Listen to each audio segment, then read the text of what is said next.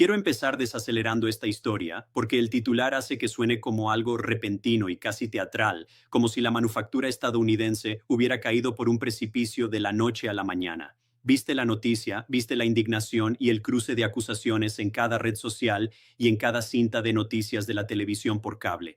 Pero si te sentiste un poco confundido acerca de cómo supuestamente pasamos de hecho en Estados Unidos a ver camiones de mudanza alineados en la frontera en lo que parece un parpadeo, esa confusión es totalmente comprensible. Lo que estamos presenciando aquí no es una traición, ni un colapso moral, ni siquiera una sorpresa. Es el resultado predecible y frío de cómo el capitalismo moderno responde a los incentivos, la inestabilidad y el poder. Una vez que miras detrás del telón de la retórica nacionalista, la indignación empieza a parecer mucho más mal dirigida de lo que los comentaristas quieren que creas. La versión superficial de la historia es la que probablemente ya escuchaste. Grandes fabricantes de automóviles estadounidenses como General Motors y Ford están trasladando una parte significativa de su capacidad de producción a Canadá. Esto no ocurrió en el vacío. Sucede directamente después de que el gobierno canadiense lanzara un paquete masivo y coordinado de incentivos industriales vinculados a la energía limpia, la producción de acero y garantías de suministro a largo plazo. Mientras nuestros vecinos trazaban una hoja de ruta concreta, la política comercial de Estados Unidos oscilaba como un péndulo. Aranceles anunciados, amenazados, revisados y revertidos, a menudo por el capricho de acciones ejecutivas, en lugar de una legislación bipartidista estable. En las noticias, esta es una historia sobre lealtad y sobre quién ama lo suficiente a su país como para quedarse, pero ese encuadre pasa por alto el verdadero mecanismo en funcionamiento. Si diriges una operación manufacturera multinacional, tu trabajo principal no es demostrar patriotismo, es reducir la incertidumbre. Esa es la parte que rara vez se dice en voz alta en los discursos políticos. Las corporaciones pueden absorber costos más altos, pero lo que no pueden absorber fácilmente es la imprevisibilidad. Cuando los precios del acero se disparan sin previo aviso debido a una nueva disputa comercial, o cuando los costos de la energía fluctúan de forma salvaje porque la política se utiliza como un arma táctica, la planificación a largo plazo se vuelve imposible. Y cuando planificar se vuelve imposible, el capital se mueve. No es porque los ejecutivos sean villanos en una sala de juntas retorciéndose el bigote. Es porque el sistema en el que operan castiga la duda y recompensa la mitigación del riesgo. El movimiento de Canadá no fue mágico ni siquiera ideológico. Fue estructural. Ofrecieron acceso estable a la energía y un entorno regulatorio que señala cómo serán las reglas no solo el próximo trimestre, sino dentro de 10 años. Piensa en lo que eso significa para ti, especialmente si vives en o cerca de una ciudad industrial, donde la economía local es el corazón de la comunidad. Tu empleo, tu hipoteca y las escuelas de tus hijos están todos atados a decisiones tomadas lejos de ti, usando hojas de cálculo que no incluyen la supervivencia de la comunidad como una variable principal. Cuando los políticos prometen traer de vuelta las fábricas sin cambiar la estructura de incentivos subyacente de nuestro volátil panorama político, lo que realmente están ofreciendo es teatro. Las banderas y los eslóganes no estabilizan una cadena de suministro. Las políticas coherentes y aburridas sí. Por eso gritarle a los directores ejecutivos por ser antiamericanos no da en el blanco en absoluto. Puedes avergonzarlos o hacer tantas conferencias de prensa como quieras, pero a menos que cambies las condiciones bajo las cuales se toman las decisiones de inversión, solo estás gritando al viento. La tragedia aquí no es que las empresas respondan racionalmente a los incentivos. La tragedia es que el trabajador estadounidense queda absorbiendo el impacto de un caos político que no creó. Así que cuando escuches que las fábricas se están yendo al norte, no preguntes solo quién traicionó a quién. Pregunta por qué Estados Unidos ha hecho que la planificación industrial a largo plazo sea tan frágil en primer lugar. Pregunta por qué tratamos la estabilidad como una forma de debilidad y la volatilidad como una señal de fortaleza. Una vez que empiezas a hacer esas preguntas, la historia deja de ser sobre Canadá robándonos la industria. Se convierte en una historia sobre un sistema que siempre estuvo dispuesto a abandonarte en el momento en que el costo de la incertidumbre se volvió demasiado alto para que el balance lo soportara. Para entender cómo llegamos a este punto de inflexión, tenemos que alejarnos de las personalidades y mirar las últimas décadas de nuestra política industrial, o más precisamente, nuestra falta de una. Durante mucho tiempo, Estados Unidos se contó a sí mismo una historia muy reconfortante y muy perezosa. No necesitamos una estrategia porque el mercado se encargará de todo. No necesitamos coordinación porque la competencia impulsará la eficiencia. Esa filosofía suena emocionante cuando hablas de una nueva aplicación o una plataforma de streaming, pero es un desastre absoluto cuando hablas de acerías y líneas de ensamblaje que sostienen regiones enteras. La manufactura es lenta, intensiva en capital y profundamente dependiente de insumos predecibles. No puedes reconvertir una planta automotriz como si fuera una startup de software. Comprometes miles de millones de dólares por adelantado y necesitas saber que las reglas no cambiarán antes de que el primer auto salga de la línea. La retórica en torno a las guerras comerciales siempre me ha parecido vacía porque ignora la realidad física de cómo se construyen realmente las cosas. Los aranceles a menudo se venden al público como un castigo justo para los competidores extranjeros o como palanca contra otros gobiernos.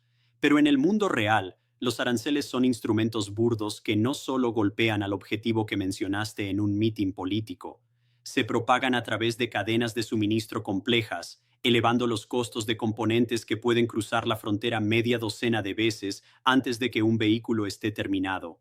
Si eres trabajador, esa complejidad aparece como una carta de despido. Si eres ejecutivo, aparece como una orden de trasladar la producción a donde la turbulencia sea menor.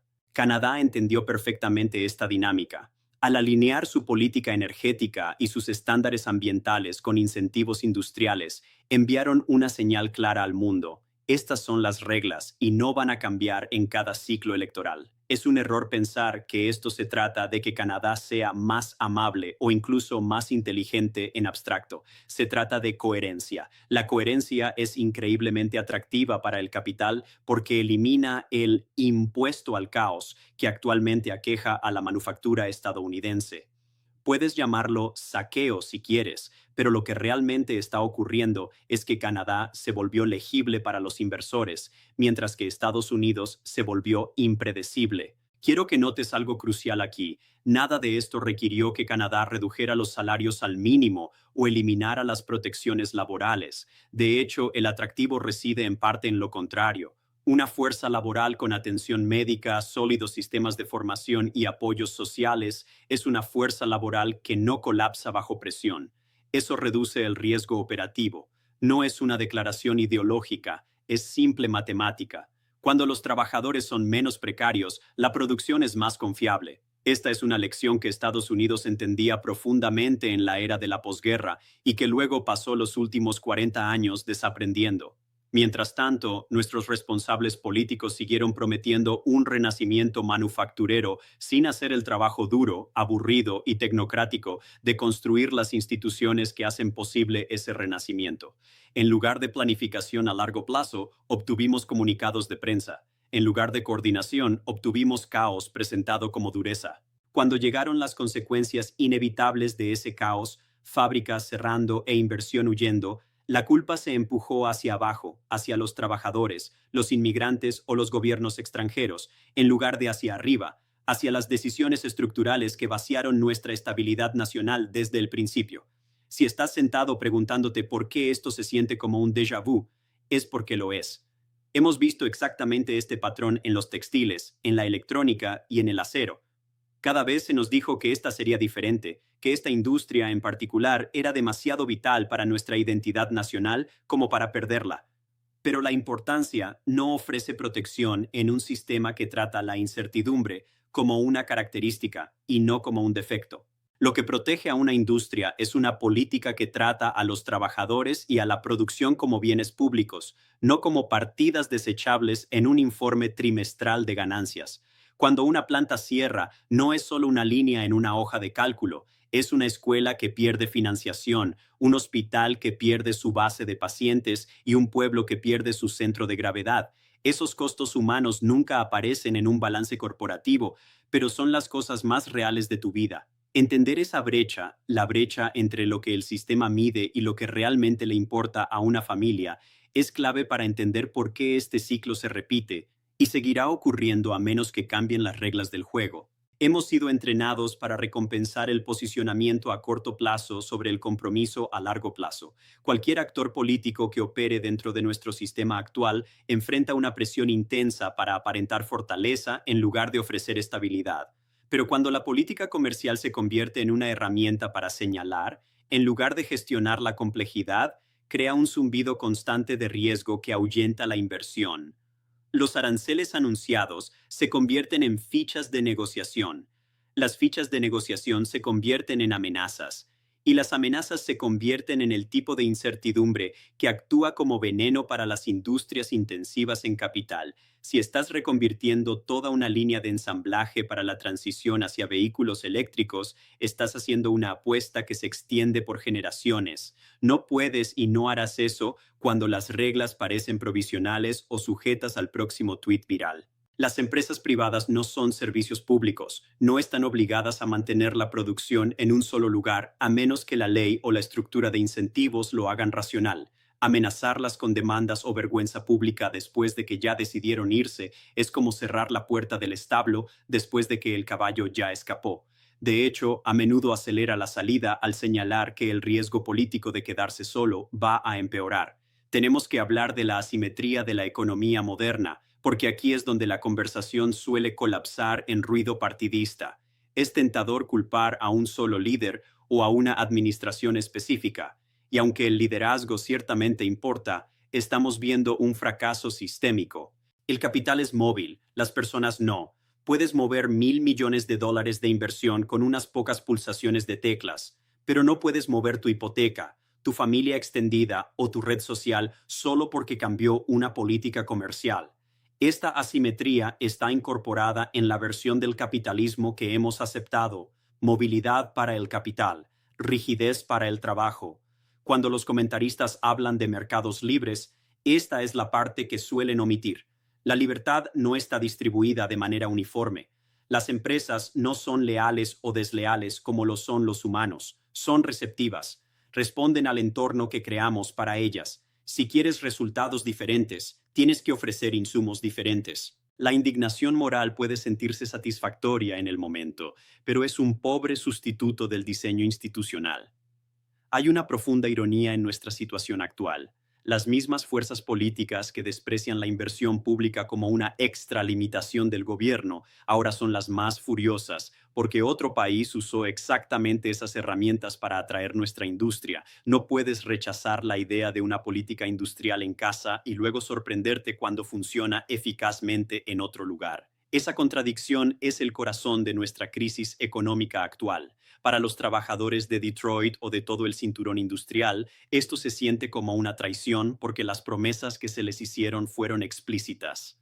Se les dijo que la disrupción finalmente los beneficiaría, que el dolor de la globalización sería temporal y que su lealtad sería recompensada con un lugar en la mesa. Pero el sistema nunca se construyó realmente para cumplir esas promesas. Se construyó para optimizar retornos bajo condiciones de incertidumbre. Cuando la incertidumbre aumenta, esos retornos huyen hacia puertos más seguros. Vemos a ejecutivos recompensados por moverse primero para mitigar riesgos, mientras que los trabajadores no son recompensados por nada más que su capacidad de soportar las consecuencias. Este desequilibrio no es un accidente de la naturaleza, es el producto de decisiones políticas deliberadas, acumuladas a lo largo del tiempo. Si sientes una mezcla de ira y agotamiento, tiene sentido. Se te está pidiendo que absorbas el costo de la volatilidad, mientras te dicen que de alguna manera es una virtud nacional. Pero la volatilidad solo es una virtud si eres lo suficientemente rico como para estar aislado de sus consecuencias. Para todos los demás, es solo inseguridad con un mejor equipo de relaciones públicas. Esto nos lleva a la consecuencia más amplia. No se trata solo de dónde se fabrican los autos, se trata de quién puede dar forma al futuro de industrias enteras y de si las sociedades democráticas todavía están dispuestas a planificar colectivamente. Si seguimos externalizando esa responsabilidad a mercados que no se preocupan por quién queda atrás, no deberíamos sorprendernos cuando los resultados sean socialmente catastróficos. El verdadero problema no es que Canadá esté ganando y nosotros perdiendo, como si esto fuera un partido de fútbol con un marcador. El problema es que hemos pasado décadas desmantelando las mismas herramientas que permiten a una sociedad orientar la inversión hacia objetivos públicos. Cuando esas herramientas desaparecen, lo único que le queda al gobierno es reaccionar. Y la reacción siempre llega demasiado tarde para salvar los empleos que ya cruzaron la frontera. Mira específicamente la transición hacia los vehículos eléctricos. La producción de EV requiere coordinación entre minerales, baterías, capacidad de red e infraestructura. Cuando esa coordinación es débil, los actores privados buscan jurisdicciones donde alguien más ya haya hecho el trabajo duro de alinear las piezas. Canadá no inventó una forma radicalmente nueva de hacer negocios. Está usando un modelo que ha sido estándar en las economías industriales exitosas durante décadas. Identificas un sector estratégico, reduces el riesgo para los inversores, vinculas los incentivos a resultados públicos como la creación de empleo y te comprometes con esa política el tiempo suficiente para que realmente importe. Estados Unidos sabe cómo hacer esto. Lo hicimos con la industria aeroespacial, lo hicimos con Internet y lo hicimos con la defensa. Lo que ha cambiado no es nuestra capacidad de planificar, sino nuestra voluntad política. El resultado de abandonar ese enfoque es un vaciamiento económico que trata a las comunidades como intercambiables y a los trabajadores como centros de costos en lugar de partes interesadas. Quiero tener cuidado de no romantizar el pasado.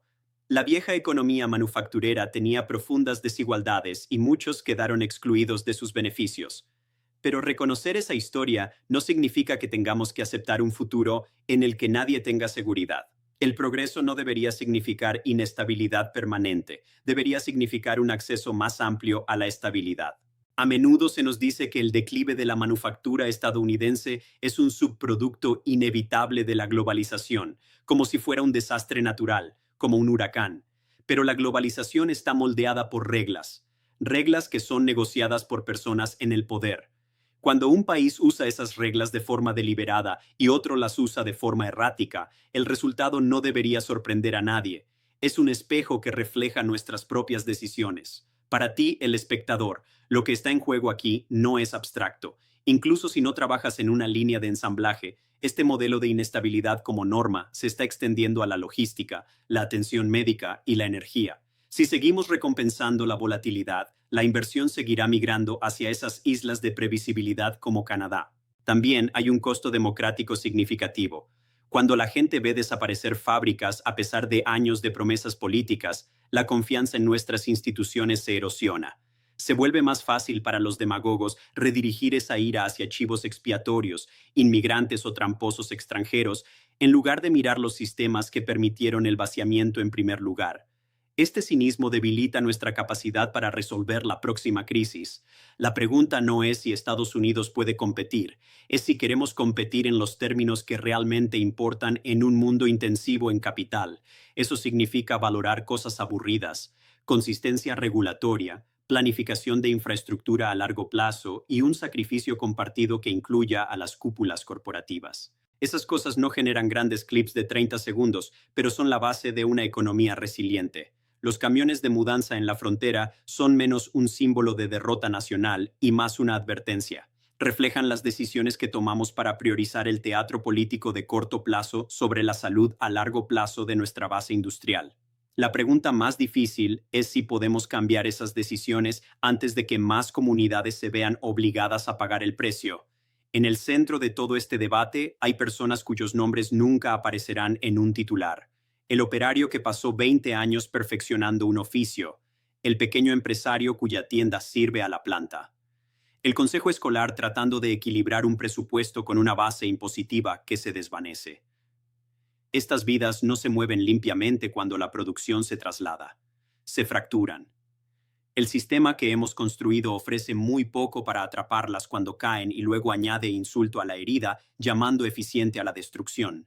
Desde la perspectiva de un balance, la reubicación puede parecer elegante. Desde la perspectiva de un Porsche en una ciudad manufacturera, es un trauma que dura generaciones. Ya hemos estado aquí antes y sabemos hacerlo mejor.